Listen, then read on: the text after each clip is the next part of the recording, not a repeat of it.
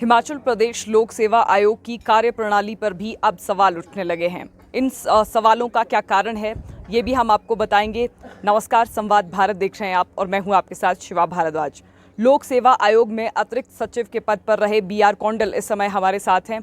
पहला सवाल, जिस तरह Himachal Pradesh public service commission को लेकर भी अब सवाल उठने लगे हैं कि म्यूजिक का एक पेपर हुआ था लेकिन उस पेपर में CCTV कैमराज नहीं थे। आप इस पूरे प्रकरण को किस तरह से देखते हैं? देखिए, चयन आयोग में कहीं ना कहीं ट्रांसपेरेंसी की कमी है, जिसकी वजह से ये सब प्रश्न उठ रहे हैं। अगर ट्रांसपेरेंसी होती तो प्रश्न उठने का कोई मतलब नहीं बनता था। अब जैसे आप कह रहे हैं कि प्रोफेसर के केसेस में कोई ऐसा व्यक्ति था जिसने पेपर नहीं दिया लेकिन पास कर दिया गया और वहाँ CCTV नहीं था। CCTV नहीं था, ये बहुत बड़ा प्रश्न है। क्यों नहीं था, यहीं से प्रश्न खड़ा हो जाता है। ट्रांसपेरेंसी एक ऐसी कॉन्सेप्ट है, वो केवल होनी नहीं चाहिए, वो दिखनी भी चाहिए, तब लोगों को विश्वास होता है।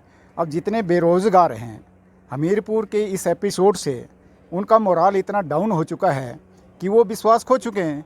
तो अब चाहिए गवर्नमेंट को कि जितने भी हमारे कमीशन हैं, चाहे वो हमीरपुर का हो चाहे शिमला का हो, इनमें देखें कि कहाँ कहाँ पर ऐसी विंडोज़ हैं जहाँ से इंटरफेरेंस हो सकती है, उनको प्लग कीजिए ताकि लोगों का विश्वास जागृत हो। इसमें हमीरपुर आयोग को लेकर तो हम बात बाद में करेंगे, लेकिन फिलहाल मसला पब्लिक सर्विस कमीशन का भी है। इसमें आप क्योंकि सचिव भी रह चुके हैं, आपको क्या लगता है कि सीक्रेसी ब्रांच जिस तरह से काम करती है, उन कर्मचारियों की कभी रीशफलिंग नहीं की जाती? क्या इसको भी हम एक बहुत बड़ा कारण मान सकते हैं जिसकी वजह से भर्तियों में अनियमितताएं होती है, कई CCTV कैमराज नदारद पाए जाते हैं? आप इसका कारण क्या मानते हैं? देखिए, जो सीक्रेसी ब्रांच है उसमें कभी भी कोई भी आदमी परमानेंटली लंबे समय तक नहीं रहना चाहिए और ये सचिव का दायित्व होता है कि समय समय पर इसकी निगरानी करे।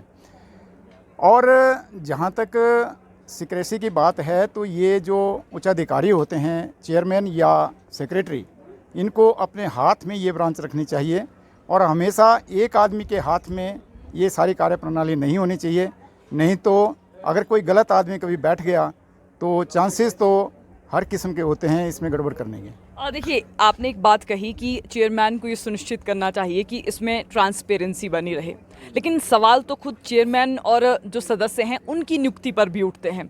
तो इसमें सवाल ये है कि अब ट्रांसपेरेंसी कौन सुनिश्चित करेगा?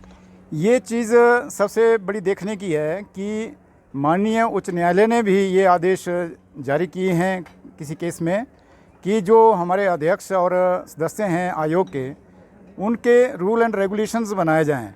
बिना रूल एंड रेगुलेशंस के जब नियुक्तियां होगी तो स्वाभाविक है कि सरकार अपने चहेतों को इन कुर्सियों पर बिठाएगी और अपने चहेतों को ही बाद में सेलेक्ट भी करवाएगी।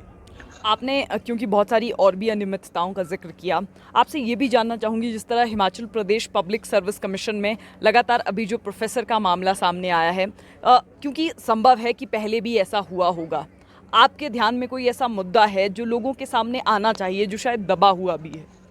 हाँ, इस प्रकार के प्रकरण जो है वो आज ही नहीं, पहले भी होते रहे हैं।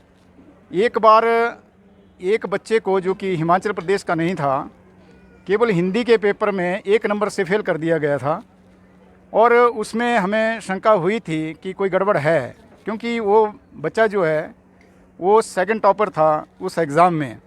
लेकिन 1 नंबर से हिंदी में फेल करना, जो कि मेरिट में काउंट नहीं होता, डेफिनेटली शंका प्रकट करता है।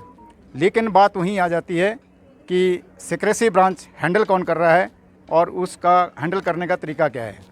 बात अगर हिमाचल प्रदेश के मुख्यमंत्री को करें, जैसे कि आपने पहले ही हमीरपुर चयन आयोग की बात की थी, हमीरपुर आयोग को तो मुख्यमंत्री ने भंग कर दिया, लेकिन अब जो नया आयोग बनेगा उसमें ट्रांसपेरेंसी होगी, ये सुनिश्चित कौन करेगा?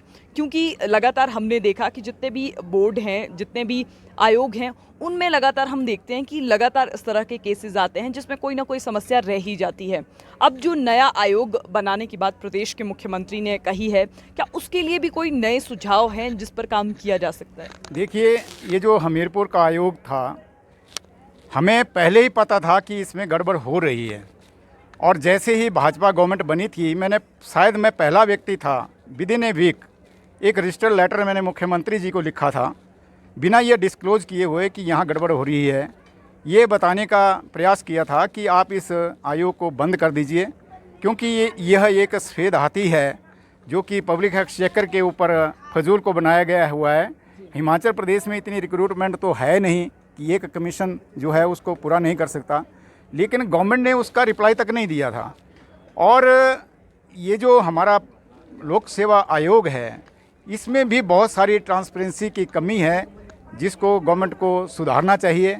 आगे अगर अन्य आयोग कोई गठित करना है तो किसी एक्सपर्ट कमेटी के सुझावों के आधार पर कोई आयोग बनाएं ताकि भविष्य में इस प्रकार की घटना न घटे। और देखिए, Himachal Pradesh public service commission पर एक और चीज़ को लेकर सवाल उठते हैं और वो चीज़ है इंटरव्यू। जिस तरह इंटरव्यूज़ कंडक्ट किए जाते हैं उसमें भी ये आरोप लगता है कि सिफारिश के आधार पर किसी बच्चे के नंबर ज़्यादा कर दिए या फिर किसी डिज़र्विंग बच्चे के नंबर कम कर दिए। अब इसका क्या सॉल्यूशन हो सकता है, क्योंकि लगातार हमने भी बहुत सारे केसेस ऐसे देखे हैं। देखिए, ये विंडोज़ जो हैं ये या तो गवर्नमेंट ने खुली रखी हैं या फिर कमीशन ने खुद खुली रखी हैं ताकि इन विंडोज़ के ऊपर जो है काम किया जा सके। अन्यथा इंटरव्यू बोर्ड की वीडियोग्राफी करने में आयोग को क्यों ऐतराज़ है? क्यों नहीं हर इंटरव्यू की वीडियोग्राफी हो ताकि बच्चे को भी बाद में ये दिखाया जा सके कि आपने कितने प्रश्नों के उत्तर वहाँ दिए हैं और कोर्ट भी ये देख सके कि आयोग ने इनसे कौन से प्रश्न पूछे। इस मामले में मेरे ख्याल से 2016 में सुप्रीम कोर्ट ने भी एक ऑर्डर जारी किया था। ये आदेश बार बार होते रहे हैं लेकिन गवर्नमेंट इन आदेशों की अवहेलना करती रही है क्योंकि गवर्नमेंट खुद ट्रांसपेरेंसी जो है वो इन आयोगों में नहीं चाहती है। आपको क्या लगता है, जिस तरह हमने पहले भी बात की कि पॉलिटिकल नियुक्ति जो की जाती है, चाहे अध्यक्ष हो चाहे सदस्य हो, तो अब रास्ता क्या है इसका? लगातार हम क्योंकि सॉल्यूशंस पर ही बात कर रहे हैं। देखिए, इसका सॉल्यूशन यही है, जैसा माननीय उच्च न्यायालय ने भी आदेश किए हैं कि इनके रूल एंड रेगुलेशन बनाए जाएं। उसके लिए एक कमेटी गठित होनी चाहिए जो इसका चयन करें, जिसमें जो विरोधी पक्ष होता है, प्रतिपक्ष, उनके भी लोग हों, कोई एक्सपर्ट भी उसमें मेंबर हो और सरकार का जो मुखिया है वो भी उसमें बैठे ताकि एक ट्रांसपेरेंट तरीके से मेरिट के आधार पर इनका चयन हो।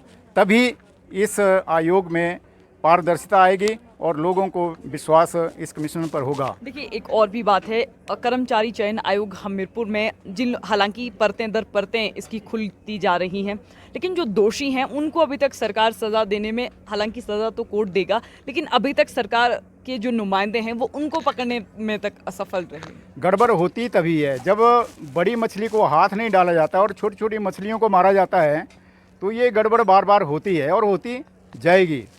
इस केस में भी रिस्पॉन्सिबिलिटी उस व्यक्ति के ऊपर निर्धारित की जानी चाहिए जो कि सरकार को चला रहा था। सरकार के ध्यान के बिना इतना बड़ा स्कैम नहीं हो सकता जहां पर 100% पेपर जो है वो बेच दिए गए हों।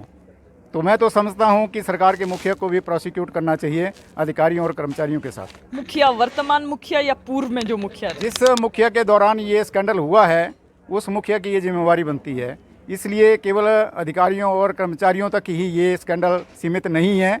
इसकी सारी क्रिएशन जो है वो राजनीतिक मुखिया जो सरकार के होते हैं उनकी होती है। अभी तक जो कार्यवाही हुई है हिमाचल प्रदेश कर्मचारी चयन आयोग हमीरपुर पर, तो अब जिन अधिकारियों को पकड़ा गया है, क्या आपको लगता है कि वही दोषी होंगे या फिर इसमें कुछ और भी चीज़ें रह जाती? देखिए, अभी तक तो कर्मचारियों के ऊपर ही गाज गिरी है, लेकिन मैं समझता हूँ बिना किसी अधिकारी की इन्वॉल्वमेंट के इतने बड़ा स्कैम करना जो है वो पॉसिबल नहीं है।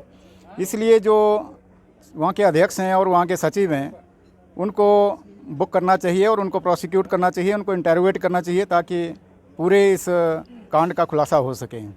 Himachal Pradesh public service commission की कार्यप्रणाली के विषय में हमने बातचीत की। लगातार Himachal Pradesh public service commission की कार्यप्रणाली पर अब सवाल उठ रहे हैं। इन सवालों के उठने का क्या कारण है, इसके पीछे की वजह भी हमने यहाँ पर इस विषय में भी चर्चा की। तो बहरहाल संवाद भारत में अभी के लिए बस इतना ही। नमस्कार।